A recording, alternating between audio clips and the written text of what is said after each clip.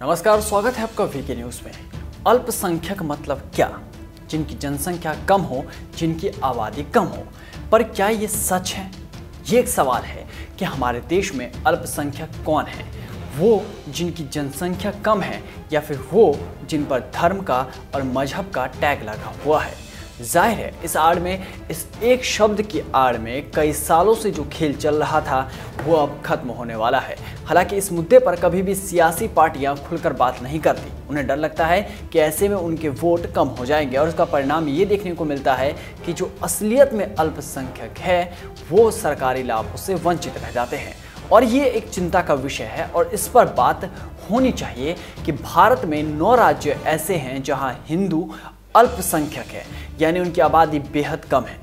आपको ये आंकड़ा भी बताएंगे कि कौन से राज्य में हिंदू की संख्या कम है। पर इससे पहले ये जान लीजिए कि इस मामले को लेकर अधिवक्ता अश्वनी उपाध्याय ने एक याचिका दायर की थी, जिस पर सुप्रीम कोर्ट में सुनवाई हुई। सुप्रीम कोर्ट ने क्या कहा ये भी बताते हैं। पहले ये जान लीजिए कि अश्वनी उपाध्याय की मांग क्या है। अश्वनी उपाध्याय ने याचिका में कहा कि अल्पसंख्यक बहुसंख्यक खत्म किया जाए, अन्यथा देश के 9 राज्यों में हिंदुओं को अल्पसंख्यक का दर्जा दिया जाए। उन्होंने national commission for minority act 1992 के उस प्रावधान को खत्म करने की मांग की है जिसके तहत देश में अल्पसंख्यक का दर्जा दिया जाता है। यहाँ आपको बता दें कि अक्टूबर 1993 में इस अधिनियम के तहत अधिसूचना जारी की गई थी। अधिसूचना में 5 समुदायों को देश भर में अल्पसंख्यक घोषित किया गया था। इन समुदायों में मुस्लिम, ईसाई, सिख, बौद्ध और पारसी शामिल हैं और इसको चुनौती देते हुए अश्वनी उपाध्याय ने ये मांग की है।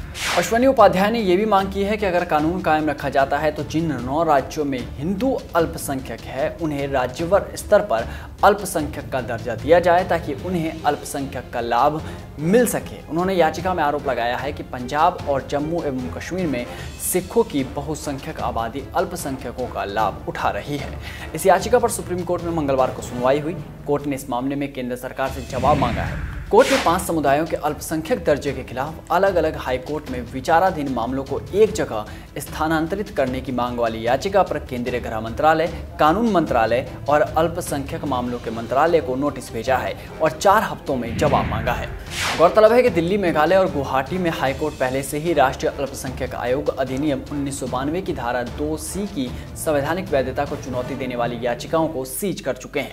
ऐसे में बड़ा सवाल ये है कि केंद्र सरकार इस मामले में आगे क्या फैसला लेता है, क्योंकि अश्वनी उपाध्याय ने जो तथ्य सामने रखे हैं उसे भी जानना चाहिए। अश्वनी उपाध्याय ने याचिका में कहा कि केंद्र ने माइनॉरिटी एक्ट की धारा 2C के तहत मुस्लिम, क्रिश्चियन, सिख, बौद्ध और जैन को अल्पसंख्यक घोषित किया है, लेकिन यहूदी, बहाई को अल्पसंख्यक घोषित नहीं किया गया था।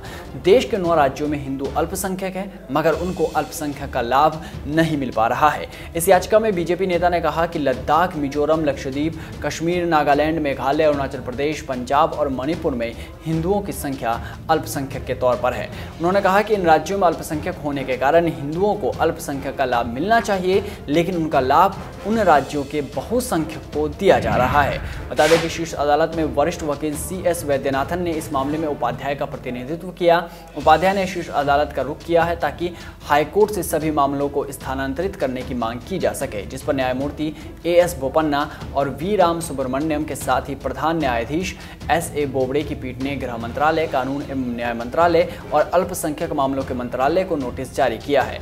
आपको बता दें कि बीजेपी नेता और अधिवक्ता अश्वनी उपाध्याय ने पहले भी अर्जी दाखिल की थी, हालांकि उस वक्त सुप्रीम कोर्ट ने सुनवाई से इनकार कर दिया था। अब आपको ये भी बता दें कि 9 राज्यों में हिंदुओं की स्थिति क्या है। तो एक रिपोर्ट के मुताबिक हिंदुओं की संख्या लद्दाख में 1%, मिजोरम में 2.75%, लक्षद्वीप में 2.77%, कश्मीर में 4%, नागालैंड में 8.74%, मेघालय में 11.52%, अरुणाचल प्रदेश में 29.04%, पंजाब में 38.49% और मणिपुर में 41.29% है। अब इन आंकड़ों को देखकर आप समझ ही गए होंगे कि अल्पसंख्यक कौन है और कौन नहीं।